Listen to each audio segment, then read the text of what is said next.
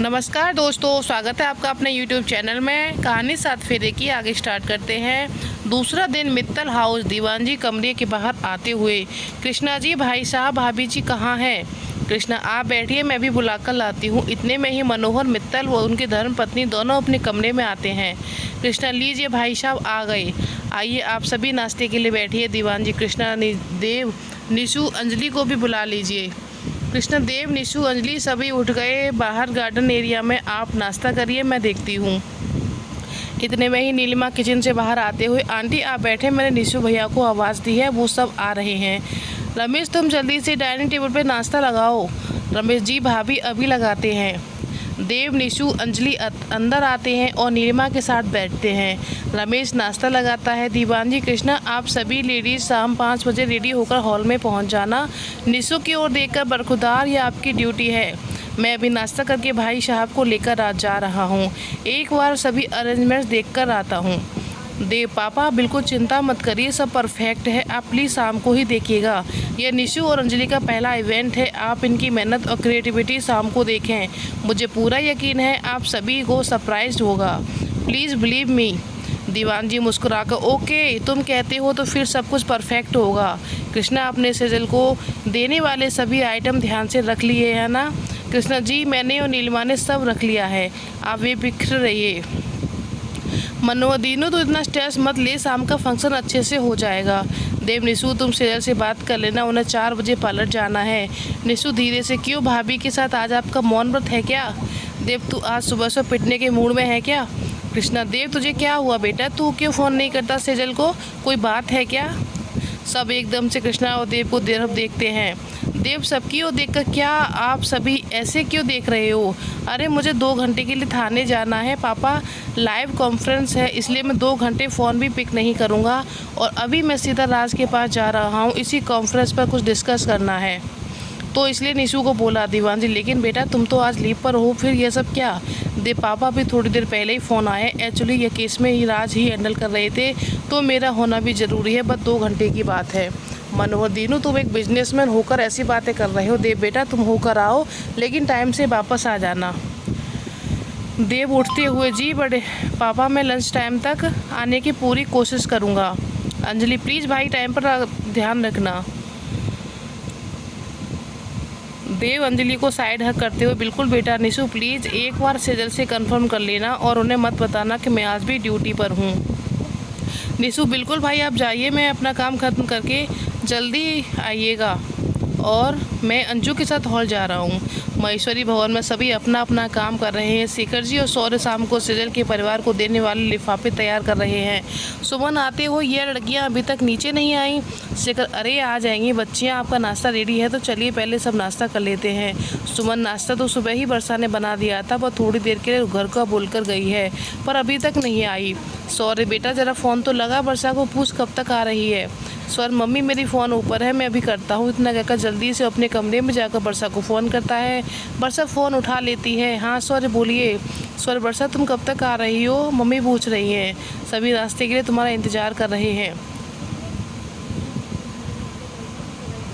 वर्षा, please आप सब नाश्ता कर लीजिए, मुझे थोड़ा टाइम लगेगा। स्वर, वर्षा तुम ठीक तो हो ना? प्लीज़ कल रात को जो कुछ भी हुआ उसके लिए I am really very sorry. मेरा इंटेंशन तो मैं हर्ट करने का नहीं था, पता नहीं ये सब कैसे हो गया। वर्षा, यार नाराज़ मत होना। वर्षा, सॉरी, मैं नाराज़ नहीं हूँ, लेकिन हम आगे से इन सब बातों का ध्यान रखना होगा। आप समझ रहे हैं ना मैं क्या कहना चाहती हूँ?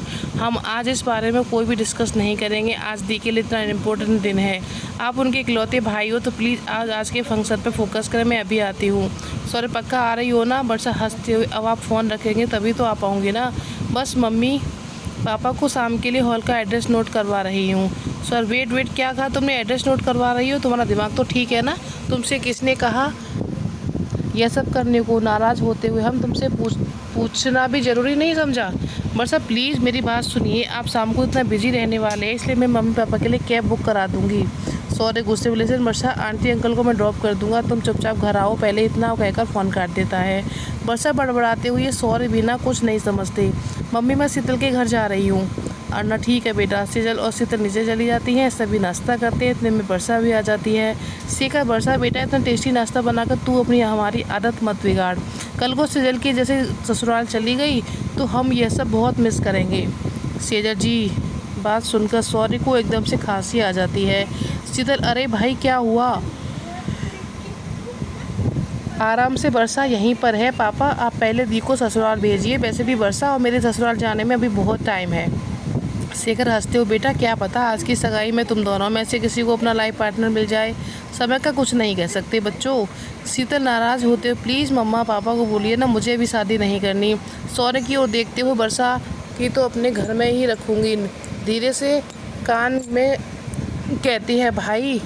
वर्षा शर्मा का मैं चाय लेकर आती हूँ, इतना कहकर किचन में चली जाती है। सुमन बेटा थोड़ा सोच समझ कर बोला करो, क्या फालतू बातें करती हो। देख बेचारी शर्मा कर भाग गई। सेजल बेटा तुम्हारी पैकिंग हो गई? शाम को 4 बजे सौर्य तुम तीनों को पार्लर छोड़ देगा, वहीं से तुम सीधे आओगी। सेजल जी मम्मी मैंने अपना सब सामान रख लिया है, आप निश्चिंत रहो। इतने में ही सेजल के फ़ोन पे निश्चू का कॉल आता है। सेजल फ़ोन उठाकर, हेलो भैया good morning. Nishant, good morning भाभी, आपको डिस्टर्ब तो नहीं किया मैंने? सेजल, नहीं भैया आप बोलिए। निशांत, भाभी आप 4 बजे रेडी रहना, मैं लेने आ जाऊँगा। सेजल, भैया आप रहने दीजिए, सौर्य हमको छोड़ देगा, हम सीधे तैयार होकर हॉल पर ही पहुँचेंगे। निशांत, आर यू श्योर भाभी? सेजल जी हाँ, आप वहाँ का काम देखिए, हम आ जाएंगे। निशांत, ओके भाभी फिर मिलते हैं शाम को, इतना कहकर फ़ोन रख देता है। शाम 4 बजे सबसे पहले सौर्य तीनों को पार्लर छोड़कर घर आता है। थोड़ी देर बाद सुमन और शेखर तैयार होकर सगाई का सभी सामान लेकर सौर्य के साथ पार्टी हॉल पहुंच जाते हैं। सौर्य उनको कमरे में ले जाता है। सभी सामान व्यवस्थित तरीके से रखवा कर, पापा प्लीज़ आप यहाँ का देखिए, मैं अरुणा आंटी और अंकल को लेकर थोड़ी देर में पहुँच जाऊँगा, फिर मैं तैयार होकर दी के साथ आ जाऊँगा। शेखर बाहर आकर, हाँ मेरे बच्चे, दोनों ही बात करते हैं। इतने में ही सामने से दीवान जी और मनोहर वीणा कृष्णा आते हैं। सभी एक दूसरे से मिलते हैं और बातें करते हैं।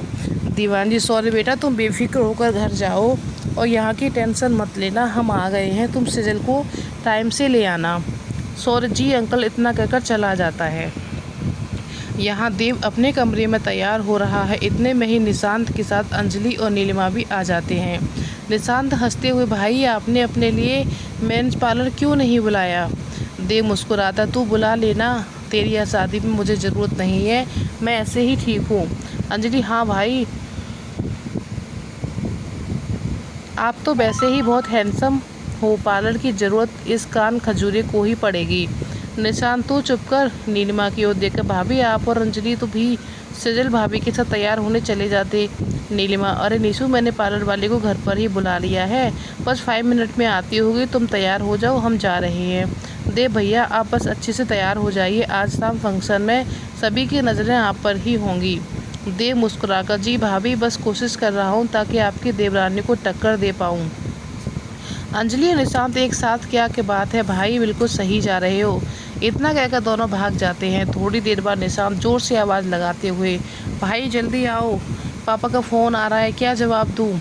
अंजलि और नीलिमा भी तैयार होकर हॉल में आती हैं। अंजलि, ओए कान खजूरे, बता भाभी और मैं कैसे लग रहे हैं? निशांत नीलिमा को देखकर शरारत से, भाभी तो हमेशा की तरह खूबसूरत लग रही हैं, बस आज भरत भैया की खैर नहीं, कहीं भाभी को देखकर भाई सबके सामने बेकाबू ना हो जाएं। नीलिमा शर्माकर, निशु क्या कुछ भी बोले जा रहे हो, देखो तो सही पास में बच्ची खड़ी है। निशांत, भाभी ये बच्ची नहीं है, पूरी बम का गोला है, आज आप खुद ही देख लेना। इस मौके पर नीलिमा ने फिरोजी कलर की बनारसी साड़ी पहनी है, बालों को जूड़ा बनाकर फूलों से डेकोरेट किया है, मैरून लिपस्टिक छोटी मैरून बिंदी के साथ बहुत ही खूबसूरत दिख रही है, परफेक्ट मित्तल परिवार की बहू। अंजलि ने भी वाइन कलर की बनारसी साड़ी पहनी है जो उसके गोरे रंग पर बहुत ही सुंदर लग रही है। कंधे तक कटिंग, बालों को कर्ल करके खुला छोड़ रखा है, होठों पे लिपस्टिक, एक हाथ में चूड़ियां और एक हाथ में घड़ी के साथ तैयार है आज शाम सभी वह बिजलियां गिराने को। इतने में ही देव अपने कमरे से बाहर आता है और सभी उसको देखते ही रह जाते हैं। अपने ऑफ वाइट सिल्क के कुर्ते पजामे, उसके ऊपर पिंक कलर के फ्लावर प्रिंट्स की कोटी और राजपूती जूते के साथ परफेक्ट दूल्हा राजा लग रहा था। सभी मुंह खोलकर एकटक देव को देखते हैं। देव क्या हुआ, आप सभी एकदम चुप हो गए। निशांत, अरे भाई आज आप बहुत हैंडसम लग रहे हो, कहीं मेरी नज़र ना लग जाए। देव कुछ भी यहाँ अपनों की नज़र नहीं लगती। छोटे नीलिमा देव के पास जाकर, देव भैया आज कई लड़कियों को दिल टूटने वाले हैं, इतना कहकर उसके कान के पास काजल का टीका लगा देती है। देव क्या भाभी, आप सब भी बहुत सुंदर लग रहे हो। निशांत की ओर देखकर निशु, एक बार सेजल को फ़ोन कर ले। निशांत भाई अब तो प्लीज़ आप कर लो, मैं भाभी को लेकर निकल रहा हूँ, पापा का फ़ोन आ रहा है। देव ओके निशांत तुम निकलो, मैं आ रहा हूँ। निशांत ओके भाई जल्दी आइएगा। अंजलि यहीं पर है, आपके साथ आ जाएगी, नीलिमा को लेकर निकल जाता हूँ। इधर सौर्य भी करुणा व अजय जी को छोड़कर खुद रेडी होकर सेजल को लेने चला जाता है। सौर्य ने आज ब्लू कलर का कुर्ता पजामा पहना है, वर्षा के आउटफिट से मैच करता हुआ, जो कि उसे बहुत ही हैंडसम लुक दे रहा है। देव सेजल को फ़ोन लगाता है, सेजल फ़ोन नहीं उठाती। देव हद है यार, यह एक बार में मेरा फ़ोन क्यों नहीं उठाती। अंजलि भाई भाभी रेडी हो रही होंगी, आप दोबारा कॉल कर लीजिए। देव दोबारा फ़ोन करता है तो इस बार फ़ोन उठ जाता है। हेलो जीजू, मैं वर्षा बोल रही हूँ, दी रेडी हो रही हैं। देव क्या वर्षा से रेडी नहीं हुई अभी, टाइम देखो आप। वर्षा जीजू आप रिलैक्स रहिए, बस 5 मिनट फाइनल टच चल रहा है, हम टाइम से पहुँच जाएंगे, सौर्य आ गए हैं हमें लेने। देव हंसते हुए ओके ओके वर्षा, सौर्य को बोलना सामने देखकर ही गाड़ी चलाए, बैक मिरर में ना देखे, समझिए आप। वर्षा शर्मा कर क्या जीजू आप भी ना सौर्य सामने ही देखकर गाड़ी चलाएंगे, आज उनके साथ आपकी अमानत जो है। देव क्या बात है, आप तो मेरी ही क्लास ले रही हैं। वर्षा जी आप मिलिए तो सही, वहीं हम बताएंगे आपको, 2-2 सालियाँ आप पर भारी पड़ने वाली हैं। देव अरे आप मेरी साली बन रही हैं तो फिर सौर्य का क्या। वर्षा शर्मा का जीजू हम फ़ोन रख रहे हैं, रेडी हो गए बाय कहकर फ़ोन काट देती है। सीधा अरे किसका फ़ोन है, कहीं भाई का तो नहीं, तू इतना ब्लश क्यों कर रही है। वर्षा चुप कर, जीजू का फ़ोन था, पूछ रहे हैं हम निकलें या नहीं। सीता जीजू ने ऐसा क्या बोल दिया, तेरे गाल लाल हो गए हैं। वर्षा चुप कर, दी के पास चलते हैं। शीतल चल यार, भाई भी बाहर वेट कर रहे हैं, दोनों सेजल के पास चली जाती हैं। शीतल सेजल को देखकर दी क्या लग रहे हो आप, आज तो जीजू आपको देखकर अपने होश ना खो दें, ये साड़ी बहुत ही सुंदर लग रही है, वाकई जीजू की चॉइस माननी पड़ेगी। अपनी सगाई के फंक्शन के लिए सेजल ने हैवी कुंदन वर्क की ऑफ वाइट पिंक बॉर्डर वाली साड़ी गुजराती स्टाइल में बांधी हुई थी, बालों को साइड चोटी करके वाइट मोगरे की लड़ी से खूबसूरती से सजा रखा था। आगे से कुछ बालों की लटों को कर्ल करके यूं ही छोड़ा हुआ है और जो सेजल के गोरे गालों पे झूल रही है। सिर को ट्रांसपेरेंट गुलाब ओढ़नी से हल्का सा ढक रखा है। दोनों हाथों में पिंक और वाइट चूड़ियों का कॉम्बिनेशन है। हल्की सिल्वर और कुंदन ज्वेलरी के साथ सेजल को बिल्कुल परफेक्ट इंडो वेस्टर्न लुक दे रखा है। पार्लर आर्टिस्ट ने सेजल को बखूबी तैयार किया है, जो कि उसकी खूबसूरती में 4 चांद लगा रहा है। सेजल, शीतल और वर्षा तीनों पार्लर से बाहर आती हैं। सौर्य जो कि अपनी गाड़ी से टेक लगाकर उनका वेट कर रहा था, तीनों को देखकर आश्चर्यचकित होकर अपने मन में यार इन तीनों में से कौन सबसे ज़्यादा खूबसूरत लग रहा है कहना मुश्किल है, तीनों ही आज आसमान से उतरी अप्सराएं लग रही हैं। शीतल सौर्य को हिलाकर भाई क्या हुआ, आपको चलना नहीं है क्या। सौर्य सेजल और का हाथ बढ़ाकर आइए दी सेजल का हाथ पकड़कर गाड़ी में आगे की सीट पे बिठा देता है। इतने में शीतल गाड़ी का पीछे का गेट खोलकर बैठ जाती है और जैसे ही वर्षा बैठने को होती है, सौर्य वर्षा की ओर देखकर इतना तैयार होने का किसने बोला था, थोड़ा रुककर बहुत खूबसूरत लग रही हो, इतना कहकर गाड़ी का दरवाज़ा खोलकर बैठ जाता है और गाड़ी स्टार्ट कर देता है। गाड़ी के बैक मिरर को सेट करके वर्षा को देखता है। दोनों की नज़रें मिलते ही वर्षा को देव की बात याद आ जाती है और उसके चेहरे पे मुस्कान आ जाती है, उसके गाल गुलाबी हो जाते हैं। सौर्य शीतल वैसे तुम और वर्षा तो लहंगा पहनने वाले थे, फिर इन टाइम पर ये चेंज कैसे किया तुम लोगों ने। शीतल भाई आज की थीम बनारसी साड़ी थी, अंजलि ने फ़ोन पर दी को बताया था, मैंने और वर्षा ने भी साड़ी पहन ली, आप बताइए क्या हम दोनों अच्छे नहीं लग रहे हैं। हंसते हुए वैसे आपको नहीं लगता कि आज आपकी वर्षा मैचिंग है। वर्षा शीतल यह बस एक इत्तेफाक है, ऐसा कुछ भी नहीं है। शीतल शरारत से अरे तू क्यों एक्सप्लेनेशन दे रही है, मैं तो भाई से पूछ रही हूँ। सौर्य शीतल से तू आजकल कुछ ज़्यादा नहीं बोल रही। शीतल भाई नाराज़ क्यों हो रहे हो, दी आप बताइए, इन दोनों को देखकर सभी शॉक्ड हो जाएंगे ना, आप दोनों के आउटफिट्स बहुत ही यूनिक लग रहे हैं। सौर्य नहीं सीतू मैं नाराज़ नहीं हो रहा बेटा, थोड़ा रुक कर, वैसे आज तो कहीं पापा की बात सच ना हो जाए, तुझे कहीं तेरा ड्रीम पार्टनर ना मिल जाए, तू इतनी प्यारी लग रही है, क्यों ना दी सही कहा ना मैंने। शीतल बिल्कुल सौर्य वैसे तूने वर्षा के बारे में नहीं बताया वो कि वो कैसी लग रही है, बेचारी ने आज दूसरी बार साड़ी पहनी है। सौर्य बैक मिरर में देखते हो वर्षा भी अच्छी लग रही है, पर आज आप सबसे प्यारी लग रही हो। देव जीजू आज आपको देखकर कहीं अपने होश ना खो दें। सेजल बदमाश चुपकर सामने देखकर गाड़ी चला। अपनी बहन की सगाई के लिए शीतल ने सी ग्रीन कलर की और वर्षा ने रॉयल ब्लू जिस पर गोल्डन बूटी का वर्क है बनारसी साड़ी पहनी थी। दोनों ने मेकअप के नाम पर सिर्फ पिंक लिपस्टिक और आंखों में गहरा काजल लगा रखा है। बालों को शीतल ने खुला छोड़ रखा है। वर्षा ने थोड़े से बालों को साइड से बांधकर बाकी बालों को ऐसे ही छोड़ा हुआ था। वर्षा की साड़ी को परफेक्ट उसका डीप नेक ब्लाउज बना रहा था, जिसमें उसका गोरा रंग बहुत ही निखर कर आ रहा था। शीतल सादगी में भी कयामत ढा रही थी। थोड़ी देर में गाड़ी वृंदावन पार्टी हॉल के सामने आकर रुकती है। सभी एक साथ गार्डन को देखकर शीतल, वाह भाई कितना खूबसूरत लग रहा है। सॉरी शीतल से निशान तो अंजलि ने कमाल कर दिया। यह सब डेकोरेशन उनके आइडिया से ही हुई है। गार्डन के मेन गेट पे सेजल और देव का बहुत ही खूबसूरत पोर्ट्रेट लगा हुआ था। रेड और वाइट चुन्नी से पूरे मेन गेट को सजाया हुआ था। चारों ओर रंग बिरंगी लाइटों से पूरा गार्डन झिलमिल कर रहा था। स्टेज पर भी रेड और वाइट चुन्नी का डेकोरेशन रेड रोजेस और कलरफुल लाइट से खूबसूरती से सजाया हुआ था। गोल्डन कारपेट पे गुलाब की पंखुड़ियों से बहुत ही सुंदर सजावट की गई थी। बीच में एक गोल्डन हैंडीक्राफ्ट का खूबसूरत झूला रखा हुआ था, उस पर रेड रोज लगे हुए थे। कुल मिलाकर मित्तल परिवार की शान शौकत में चार चांद लगा रहा था। सामने मेहमानों के लिए बैठने के लिए सोफे लगे हुए हैं। एक साइड में खाने के स्टॉल लगे हैं। वेटर पूरे ड्रेसअप में तैयार हैं। शानदार तरीके से सब अरेंज किया हुआ है। दीवान जी अपने पूरे परिवार के साथ गार्डन में खड़े होकर निशु की ओर देखकर, I am proud of you my son, बहुत ही खूबसूरत, दिल खुश हो गया। मनोहर, निशु, अंजलि, तुम दोनों का आइडिया काफ़ी खूबसूरत है। निशांत, थैंक यू बड़े पापा, जो आप सभी को पसंद आया। कृष्णा, नीलिमा बेटा, अनिकेत भाई साहब का सरला कहाँ रह गए, ज़रा फ़ोन करके पूछो। निशु, तुम भी देव को फ़ोन करो। नीलिमा आंटी, भरत का फ़ोन आया था, पापा निकल गए हैं, बस पहुंचने वाले हैं। और देव भाई, अंजलि भी आ गई रूम में। इधर सौरभ सीरियल वर्षा और शीतल को कमरे में ले जाता है। शेखर और सुमन सीरियल को देखकर भावुक हो जाते हैं। सॉरी पापा प्लीज़, आज बिल्कुल नहीं। आप विदाई के टाइम है, आप सिर्फ दी और जीजू को आशीर्वाद दीजिए। आप सभी मेरे साथ बाहर चलिए। वर्षा, सौर्य ने दी के साथ यहीं पर हूँ, आप सब बात जाइए। सौर्य शेखर, सुमन और शीतल के साथ गार्डन में आ जाता है, जहाँ फंक्शन की तैयारी हो रही है। कृष्णा और सुमन हेल्पर की मदद से स्टेज के एक और टेबल पर देव और शीतल को देने वाले सभी सामान को व्यवस्थित तरीके से सजा रहे हैं। सुमन, सौर्य बेटा इधर आओ। सौर्य जी, मम्मी कहिए। सुमन बेटा, शायद तुम्हारी गाड़ी में देव को देने वाला एक गिफ्ट पैक रह गया है, एक बार चेक कर लो। सौर्य जी, मम्मी चल शीतल तू भी आजा। दोनों गार्डन से बाहर की ओर पार्किंग एरिया में जाते हैं। उतने में ही अनिकेत अग्रवाल अपने परिवार के साथ आते हैं और उनके पीछे राज भी अपनी गाड़ी से आता है। भरत और राज दोनों पार्किंग में गाड़ी को लगाकर अपनी फैमिली के साथ अंदर आते हैं। इतने में ही राज का फ़ोन आता है। राज फ़ोन उठाते हुए, लेकिन सिग्नल प्रॉब्लम होने के कारण फ़ोन कट जाता है।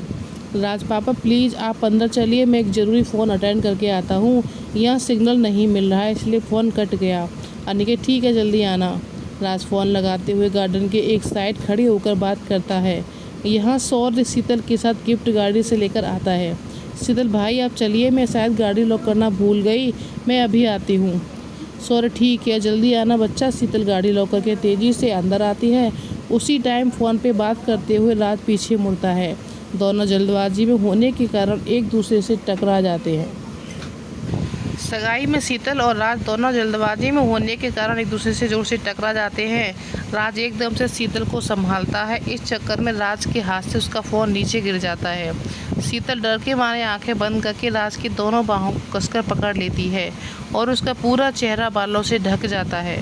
राज शीतल से, relax, open your eyes, you are now safe. Sheetal हड़बड़ाकर एकदम से संभालती है, लेकिन दोबारा लड़खड़ाकर राज के सीने से लग जाती है। राज, आराम से खड़ी हुई है आप। शीतल, आई एम सॉरी, वो मैं थोड़ा जल्दी में थी। Raj, no problem, are you okay. Sheetal नीचे देखकर, जी बिल्कुल। उसकी नज़र नीचे गिरे मोबाइल पर पड़ती है। जैसे ही वो झुकती है, एकदम से उसके मुंह से आह निकलती है। राज शीतल के से शांत स्वर में, वेट, शायद आपके बाल फंस गए हैं, 1 मिनट। शीतल एक हाथ से बालों को पकड़कर राज के चेहरे की ओर देखती है। राज बिल्कुल शांत होकर अपने ब्लेजर में लगे ब्रश से शीतल के बाल निकाल देता है। राज लीजिए हो गया, अब आप आराम से खड़ी हो जाइए। इतने में ही निशांत वहाँ किसी काम से आता है। राज और शीतल दोनों को एक साथ देखकर उनकी ओर आते देखते हुए राज से, हेलो भाई कैसे हैं आप, क्या हुआ, एनी प्रॉब्लम। राज निशांत से गले मिलकर, no it's okay, I am fine. Sheetal को देखकर, क्या हुआ शीतल आप यहाँ। शीतल फ़ोन उठाकर राज को देते हुए राज की ओर एक नज़र देखकर, कुछ नहीं निशांत जी, बस थोड़ा सा जल्दबाजी में थे इसलिए। निशांत, ओके कोई बात नहीं, आ जाइए भाई, फंक्शन शुरू होने वाला है। शीतल राज का फ़ोन देकर तुरंत ही वहाँ से निकल जाती है और शीतल के रूम में चली जाती है। क्या हुआ शीतल, तू ऐसे क्यों गड़बड़ा रही है। शीतल, कुछ नहीं थी, कहाँ है बरसा दी, वॉशरूम में है, बस आ रही है। बस बाहर राज अपनी फैमिली के साथ आकर खड़ा हो जाता है और दीवान जी और कृष्णा जी पैर छूता है। दीवान जी, आइए। एसीपी साहब मुस्कुराते हुए, आज भी अपने दोस्त को छुट्टी नहीं दी आपने। राज हंसते हुए, क्या अंकल प्लीज़ आप तो मुझे राज ही रहने दीजिए, वैसे भी देव और मैं एक दिन भी एक दूसरे को मिला बिना नहीं रह सकते, इसलिए आज देव के लीव पर होने के बाद भी हम ऑफिशियल मिल गए थे। अनिकेत बरखुदार, अब 10 दिन की बात है, फिर तुम्हें देव को फ्री छोड़ना होगा। राजी पापा बिल्कुल ठीक कह रहे हो। तो देखते देखते वह देव कहीं नज़र नहीं आ रहा। निशांत भाई वह रूम में है, आप वहाँ चले जाइए। दीवान राज की ओर देखते हुए, अनिकेत से, अनी यार अब तू भी राज के लिए लड़की देखना शुरू कर दे, वैसे भी इसका दोस्त तो अब बिजी हो जाएगा तो ये बेचारा अकेला पड़ जाएगा, अब इसकी भी शादी हो जानी चाहिए। राज शांत लहजे में, अरे अंकल पहले आप सभी इस फंक्शन को एंजॉय करिए। अनिकेत की ओर देखकर, पापा मैं राज के पास जा रहा हूँ, इतना कहकर तेजी से निकल जाता है। थोड़ी देर में रागिनी और अर्जुन भी आ जाते हैं और सभी से मिलते हैं। नीलिमा बाहर आकर कृष्णा और सुमन से, आंटी सब मेहमान आने शुरू हो गए हैं, अंकल ने कहा पंडित जी भी आ गए हैं तो देव भैया और सेजल को भी बुला लीजिए। कृष्णा, बस बेटा ये सब यहाँ पे रेडी है, एक बार तेरे अंकल से बात कर लूँ। इतने में ही सारे सामान से शेखर और दीवान जी आ जाते हैं। शेखर सुमन से, सेजल को बुला लीजिए, वह सगाई का मुहूर्त होने वाला है। सुमन सौर्य की ओर देखकर सौर्य शीतल और वर्षा को सेजल को लाने के लिए बोल बैठता है और मम्मी मैं अभी आता हूँ। इतने में ही सामने से देव अंजलि और राज के साथ आता है। दीवान और कृष्णा एक साथ देव को देखकर, आओ बेटा यहाँ बैठो। देव, राज, अंजलि सभी मित्तल और अग्रवाल फैमिली के साथ बैठ जाते हैं। थोड़ी देर में एक स्पॉट लाइट सामने की ओर बढ़ती है, सब मुड़कर उसी दिशा में देखते हैं तो सेजल अपने एक हाथ से सौर्य का और एक हाथ से शीतल का हाथ पकड़े धीरे धीरे स्टेज की ओर आकर सुमन और शेखर जी के पास खड़ी हो जाती है। निशांत अंजलि देव की ओर देख के, भाई देखिए भाभी कितनी प्यारी लग रही हैं। राज देव को सामने देखने का इशारा किया करता है, बाकी खूबसूरत देव एक बार तो सही। देव नजरें उठाकर सामने सेजल की ओर देखता है, अपनी पलकें तक झपकाना भूल जाता है। नीलिमा मुस्कुराते, भैया आराम से, बस थोड़ी देर और फिर मेरी देवरानी को जी भर के देखिएगा। अंजलि दीवान जी और कृष्णा के पास आकर पूछती हैं। फिर सेजल की ओर बढ़ते हुए, निशु यहाँ आ गए। निशांत भी अंजलि के साथ सेजल के पास आकर, आइए बैठिए, आपका मित्तल परिवार से जुड़ने का समय आ गया है। निशांत तो अंजलि सेजल की ओर हाथ बढ़ाते हैं और सौर्य और शीतल नम आँखों से सेजल का हाथ उनको पकड़ा देते हैं। तो आज की कहानी इतनी ही, आगे की कहानी आपको कल मिलेगी। और आज का पार्ट आपको कैसा लगा मुझे कमेंट में बताइएगा और मेरी वीडियो को प्लीज़ सब्सक्राइब करिएगा। धन्यवाद दोस्तों।